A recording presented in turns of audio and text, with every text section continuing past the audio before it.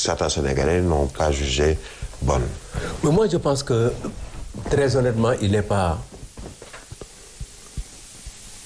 important aujourd'hui de s'arrêter sur cette dimension du M23 par rapport à ceux qui se sont organisés sur la place de l'Obélisque. Il y a le M2D à côté. Et sur le MDD. D'abord, le MDD est né 10 ans après le 23 juin. Pour ce qui était à l'Obélisque, d'après les informations que j'ai reçues, ça a été organisé à partir de la présidence de la République. Ça veut dire quoi? En 2012, en 2013, 14, 15, 16, 17, 18, 19, 20, le 23 juin n'était pas à commémorer.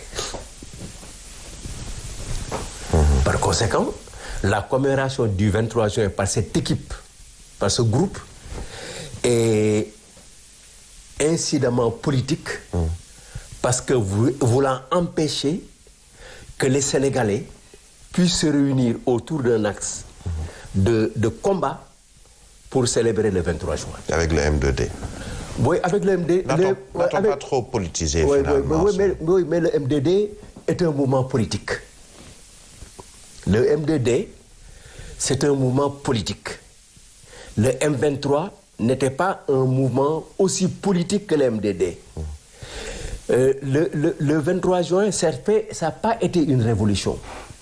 C'est une révolte des populations sénégalaises par rapport à une situation donnée seulement dans ce cadre du 23 juin, dans ces 24 heures.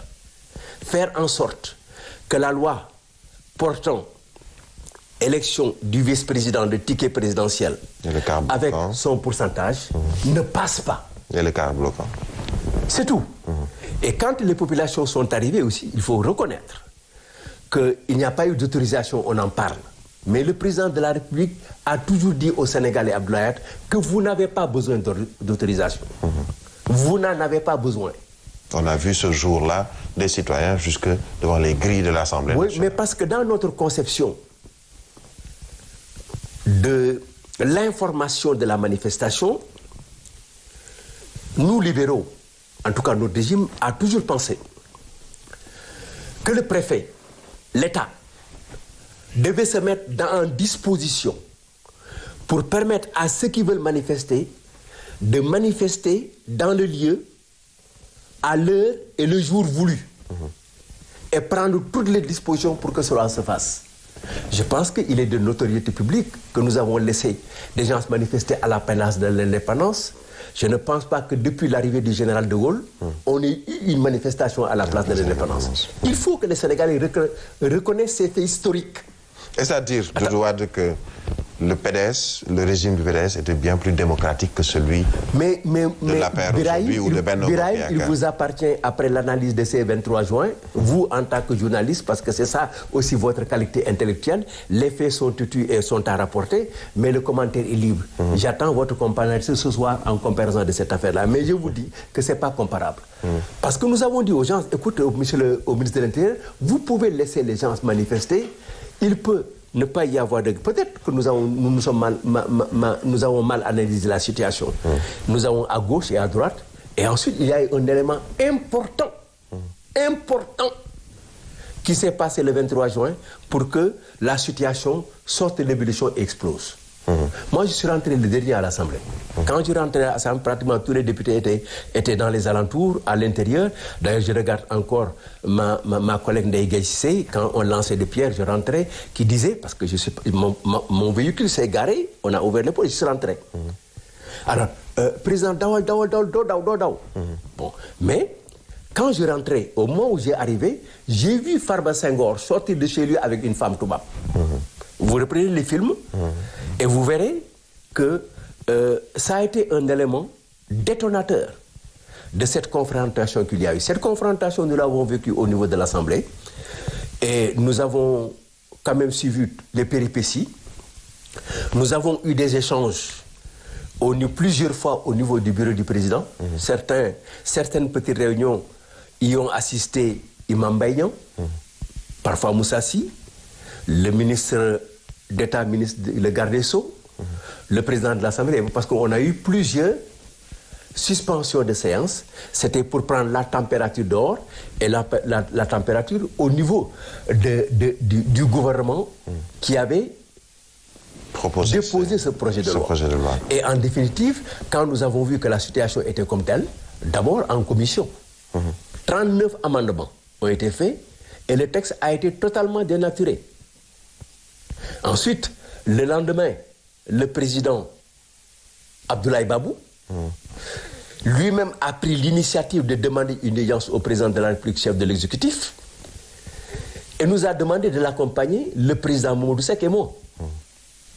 Abdoulaye Babou a fait comprendre au président de la République que votre loi n'est pas passé en commission, il a été adopté, transformé dans sa forme normale, élection, ticket du président présidentiel, suppression du quart bloquant, et en cas de conseil, reprise pour l'élection d'un deuxième vice-président si effectivement le vice-président allait accéder au pouvoir.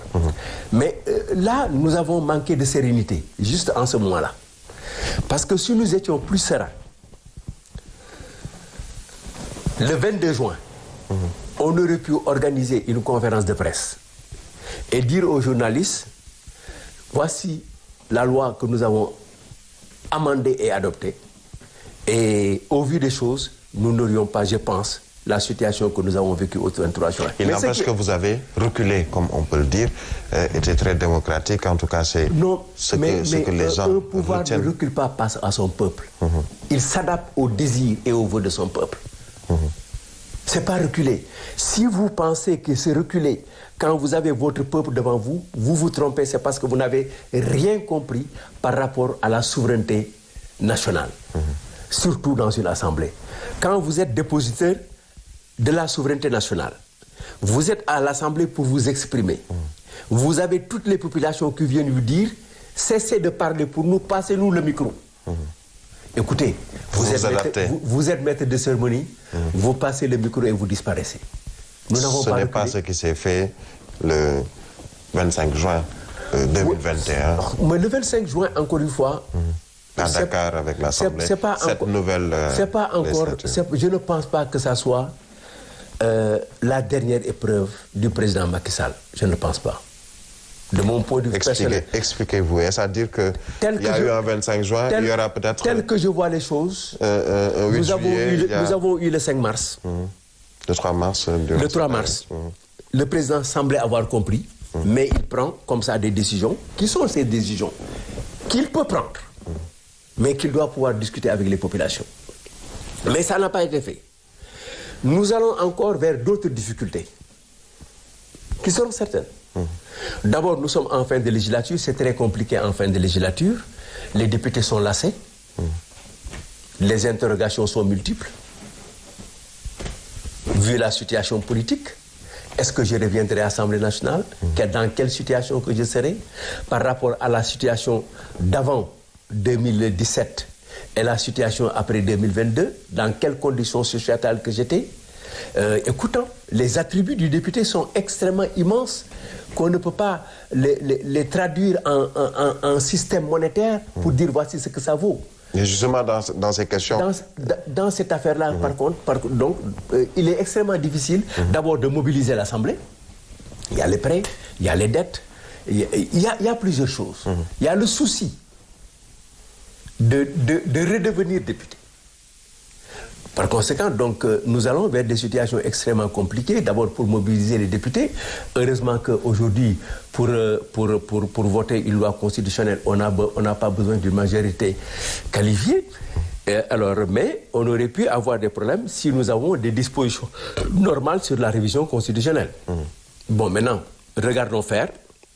Je ne sais pas, mais de mon point de vue tel que je vois les choses, nous pouvons rencontrer des jours aussi difficiles que la première semaine de mois de mars. Et à l'Assemblée, on peut connaître encore des situations beaucoup plus difficiles que celles d'hier. Parce que dès l'instant qu'on vous dit que des gens sont venus avec des sabres, attendez-vous que des gens soient venus avec du couteau et des pistolets. Parce que des pistolets, il en existe à l'Assemblée nationale. Des députés qui sont armés. Oui, il y en a. qui ont un permis de port d'armes. Je ne sais pas, mais il y en a. On n'est pas on est plus au Far West, je l'espère. Birahim, tout le monde sait que nous ne sommes pas au Far West.